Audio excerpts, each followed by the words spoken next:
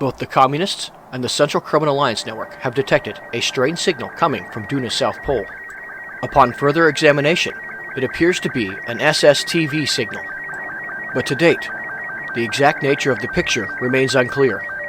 It may be some kind of map or code showing how to get to another location. Cryptologists will continue working on the mystery. I am Echo 3, and let's continue discussing the Cold War.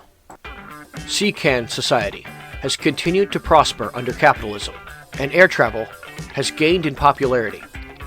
So research and development has been asked to help develop a new, large-scale passenger aircraft. This new model will be able to carry 50 Kerbals, including the 2 crew members. The Air Force has also expressed interest in this design, thinking it might be useful for mid-air refueling. This new model of aircraft is going to be a tri-engine design, with one engine mounted on the top rear of the fuselage and the other 2 mounted on pylons underneath the main wings. With the third engine mounted on top, it is easier to keep the thrust in line with the center of mass. The landing gear will make use of a tricycle arrangement. A few older style passenger aircraft made use of a conventional arrangement with a tail dragger, but due to the nature of the center of mass of this aircraft, a tricycle arrangement makes more sense. Engineers are now attaching the flaps and the ailerons.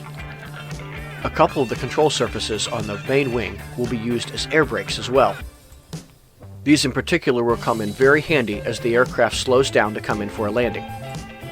The main wing and the horizontal stabilizer are given a dihedral angle that will help the aircraft remain more stable in the roll axis.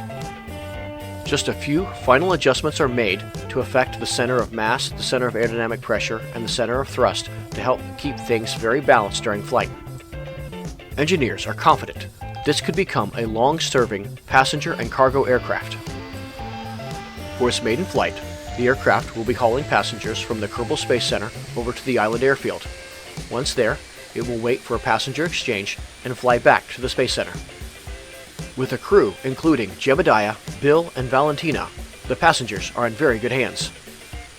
During the flight, Bill is eager to discuss the SSTV signal. Since its origin is neither from the Central Kerbin Alliance Network nor the Communists, that means that someone or something else was on Duna ahead of them. For the moment though, Jebediah and Valentina are a little bit more focused on the landing than they are on the SSTV signal. The runway on the island airfield is not very long, and Jebediah and Valentina need to be very careful to make sure that the airplane stops in time. Now that they're safely on the ground, the discussion continues. Understanding who made the message would be beneficial in understanding what it's trying to say.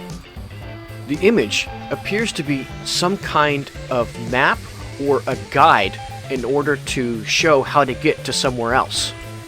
Which, if that's the case, then for whom is this message intended? There certainly is a lot to decipher. Once again, Jebediah and Val focus on the landing. The lights make it easier to line up with the runway. But for some reason, there's these dangerous lights at the very end of the runway. Jebediah hopes that when the facility is updated, those will be removed. Across the ocean, another jet prepares for takeoff. This is Viktor Ivanovich Kerman. He is a MiG-25 pilot, but a capitalist at heart. He has decided that today is the day that he defects for CKAN territory. As he takes off, a couple MiG-21s also take off in order to stop him. But they don't know that Viktor has sabotaged the facilities. One of the MiGs crashes on takeoff. However, the second one is able to get airborne. And almost immediately after getting airborne, the second MiG fires a couple missiles at Viktor. But Viktor is already high enough and fast enough that the missiles are unable to track him. At 10,000 meters, Viktor cuts the throttle and attempts to flip his aircraft around and line up with the MiG-21.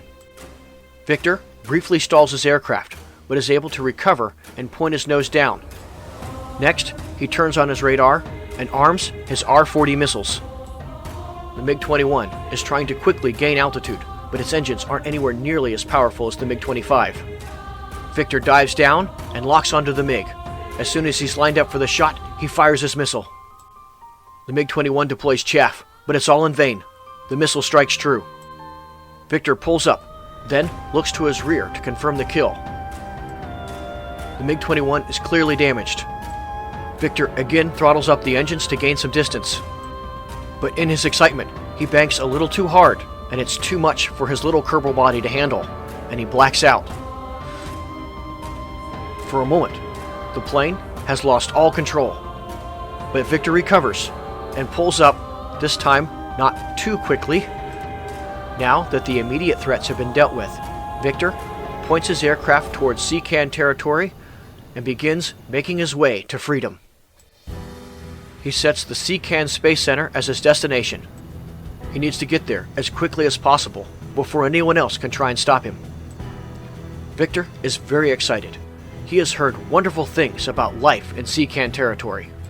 He is not the first communist pilot to defect to CKAN.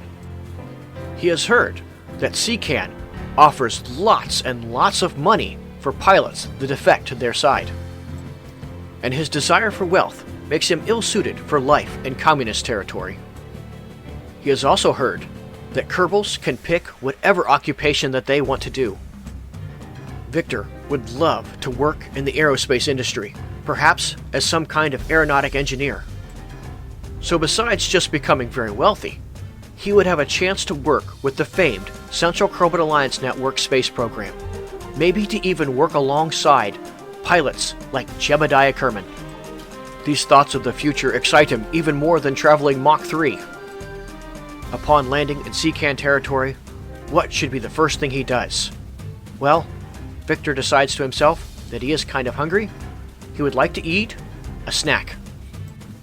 Traveling at over 1,000 meters per second, Viktor will not have to wait long before he reaches CKAN territory.